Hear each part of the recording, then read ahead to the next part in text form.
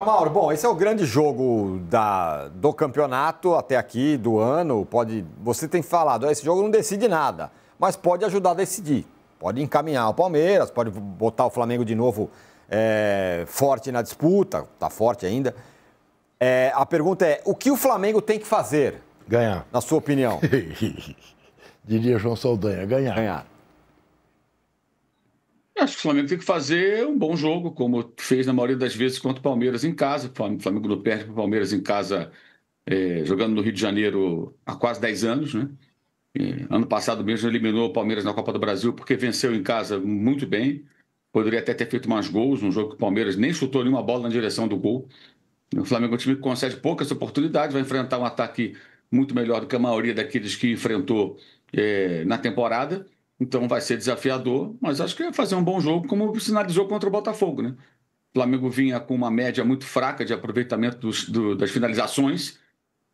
Depois dos 8-0 sobre o Vitória, o Flamengo jogou 8 partidas antes dessa contra o Botafogo e fez só 8 gols, um por jogo. E levando em média quase 14 finalizações para fazer um golzinho. Dessa vez foi 3,6 chutes, um gol.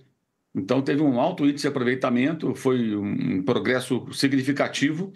Acho que isso passa muito aí pelo período aí de descanso, de treinamentos, né? Não dá para separar uma coisa da outra. O time voltou melhor, enfrentou um adversário que se mobiliza contra ele, que é o Botafogo, inclusive de uma forma até meio patética fora de campo, né?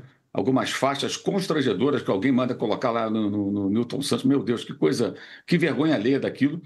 E venceu pela 9ª vez nos 10 últimos jogos jogando naquele estádio, né?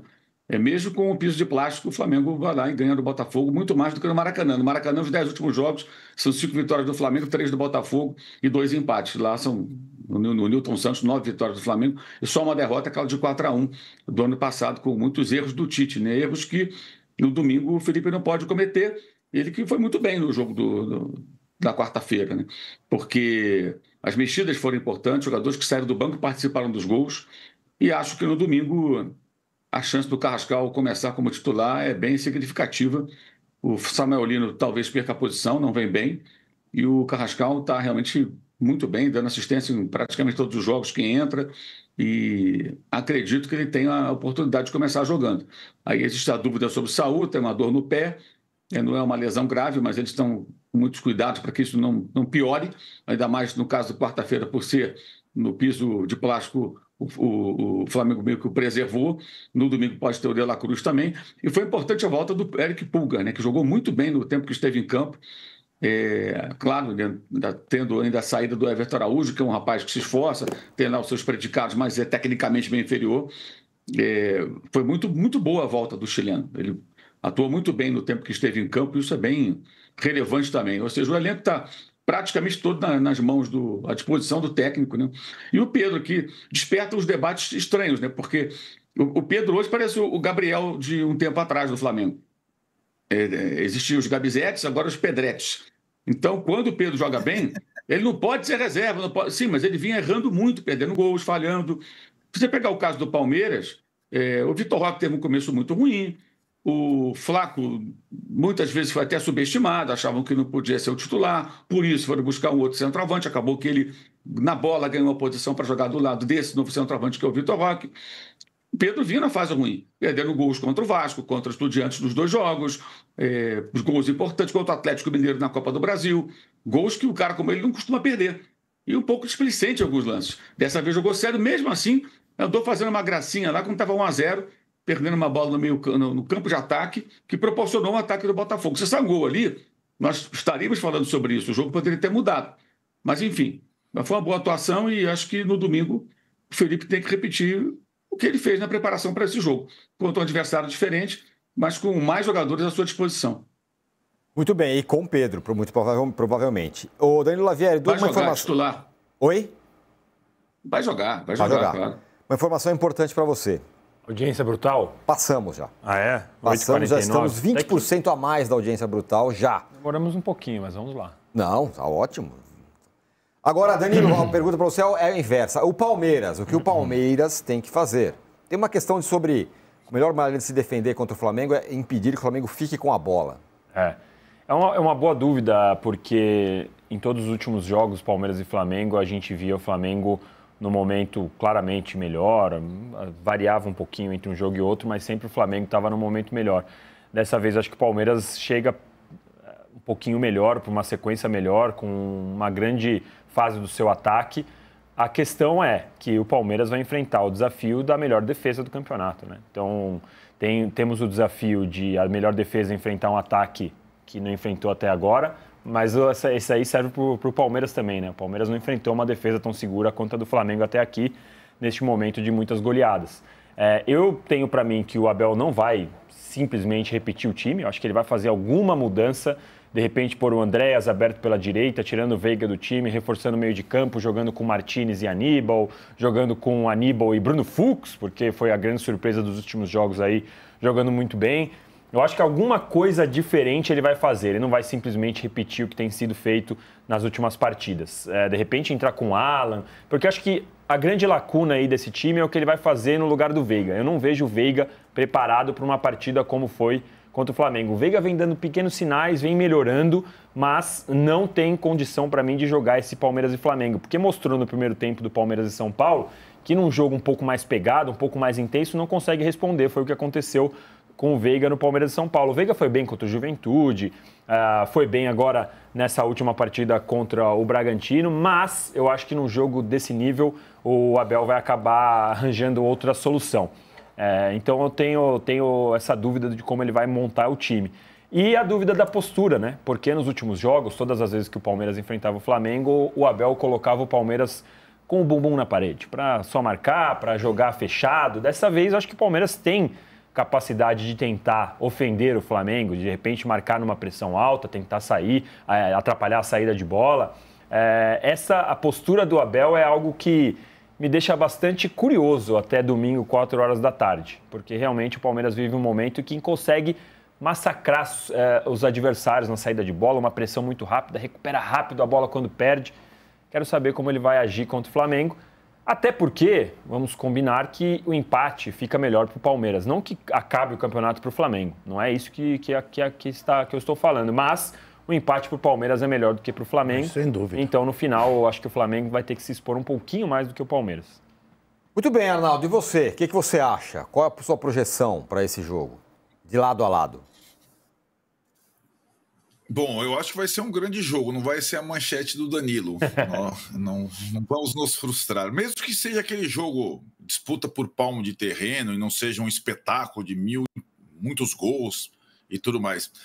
Eu acho que tem essa situação que os números colocam antes de a gente discutir os técnicos, os jogadores, né? Dessa solidez defensiva do Flamengo impressionante, né?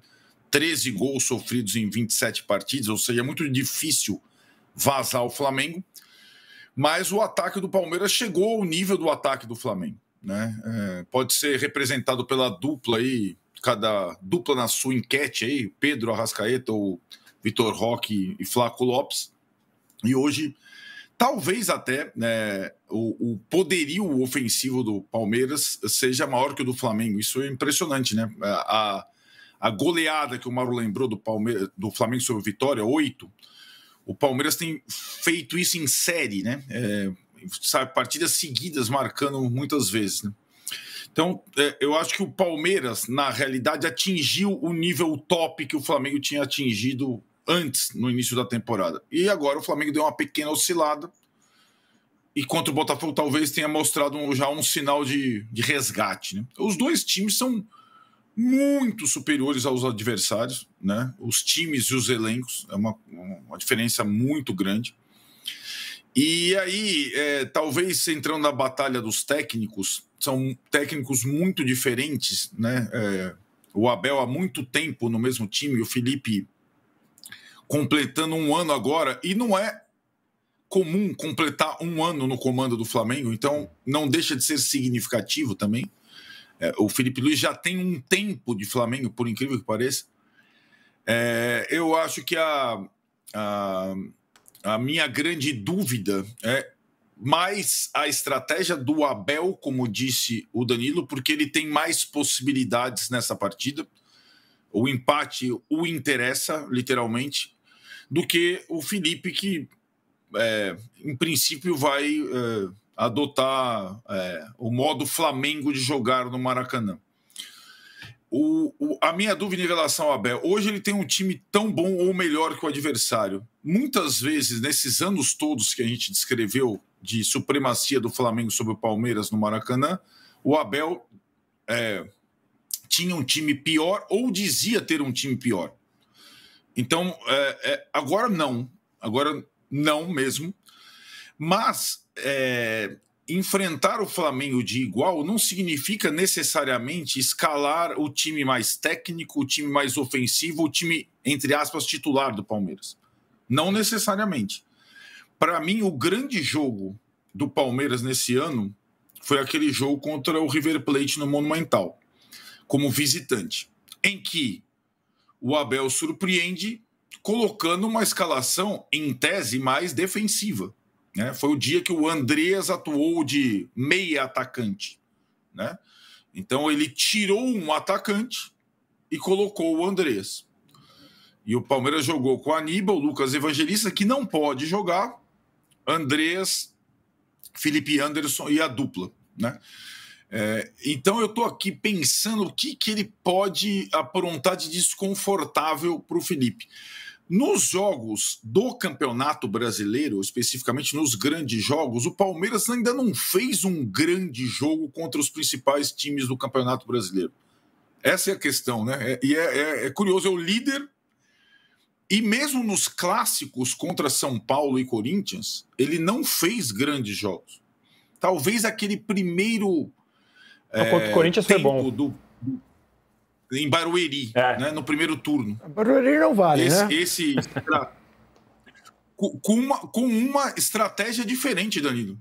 Sim. Se a gente for lembrar, 3 zagueiros e o Martínez como volante, numa estratégia diferente do que ele vinha adotando até então no campeonato. Verdade. Corinthians, né, então ele mudou para jogar contra o Corinthians naquela oportunidade. Então, acho que E aí é uma situação que talvez ele possa lidar para confundir o Felipe Luiz até a hora da partida. Se vai jogar com 3 zagueiros, se vai jogar com um cara mais no meio de campo, se vai jogar com um cara mais rápido no ataque, enfim. As possibilidades dele são várias. E acho que ele, pela entrevista coletiva do Abel depois do jogo do meio de semana do Bragantino, ele tá com essa série de insucessos no Maracanã muito na cabeça. Ele tá desafiado, né? Mesmo que a vantagem na tabela seja dele. Então, acho que é um duelo bem interessante, tático, técnico entre os jogadores. E acho que talvez, né, Tironi, na sua enquete, você pudesse também acrescentar os goleiros, porque, por vezes, num jogo desses, o goleiro faz diferença, né? E não só os caras que marcam gols, né? E acho que os dois têm bons goleiros com essa diferença importante.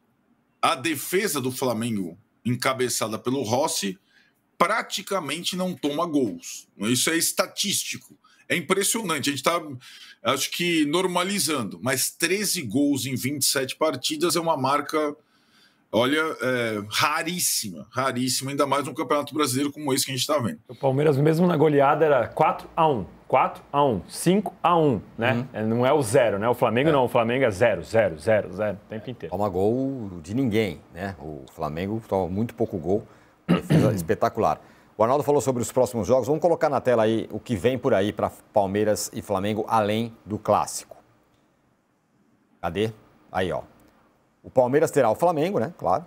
Depois vai ter a LDU e agora tem uma história que o jogo pode não ser em Quito, né? Acho que vai ser mantido. Das tensões sociais que acontecem no Equador. Depois pega o Cruzeiro. Depois o outro jogo de volta contra a LDU. Juventude, Santos e Mirassol. Não é uma tabela mole, né? Vamos dizer assim. Uma tabela... Acho que os 4 primeiros jogos difíceis, né? Depois 2 jogos um pouco mais tranquilos e jogar com o Mirassol embora seja fora. O Santos na Vila, o Mirassol fora. Não, o Santos pela nossa tabela aí, é em casa. Ah, é? Ah, tá.